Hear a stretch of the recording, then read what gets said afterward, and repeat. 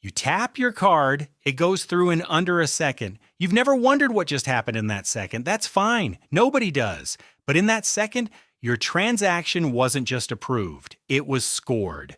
A live risk calculation ran against it, comparing it to your own habits and to millions of other transactions happening at the same moment, and decided you were probably you. Here's what most people's mental model gets wrong. There's no person watching your account. There's no simple yes or no rule like block anything over $500. It's a constantly reevaluated judgment call, weighing dozens of small signals against each other, all before your receipt even prints. Start with the basics.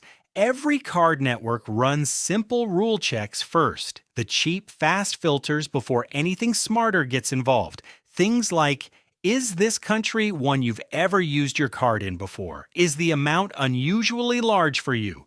Is it 3 a.m. somewhere you've never shopped? Stack enough of those flags together and a transaction gets stopped right there. No complicated math required. This layer alone catches a huge chunk of obvious fraud before a smarter system even looks at it.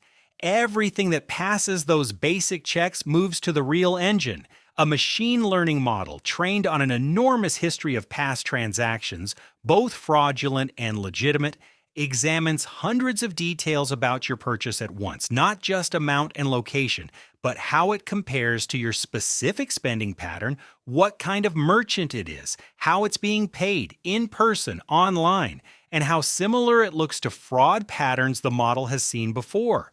Sometimes patterns no human analyst would ever think to check for.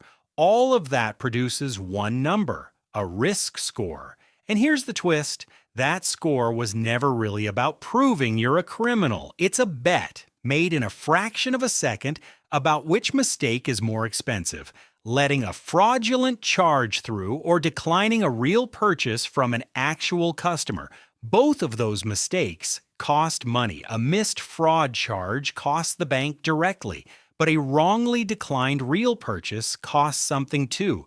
A frustrated customer, a canceled card, sometimes a customer who leaves for good. So the system isn't just hunting fraud.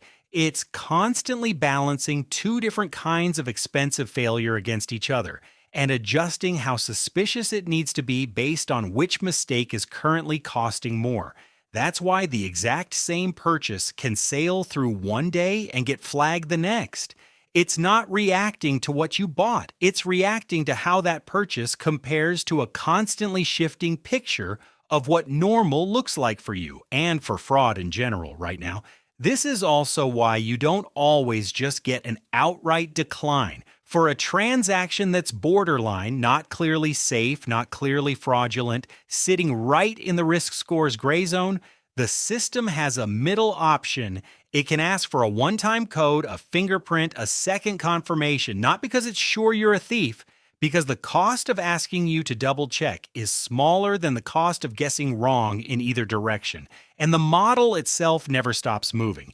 Every confirmed fraud case, every wrongly declined purchase that a customer complained about, gets fed back in, retraining the system against fraud patterns that didn't exist a few months ago, which is the real reframe. Your card was never being judged as good or bad. It was being weighed in real time against thousands of other transactions, a moving target of what normal looks like, and a live calculation about which kind of mistake is more expensive to make right now. You just see approved. That's the version with all the math taken out.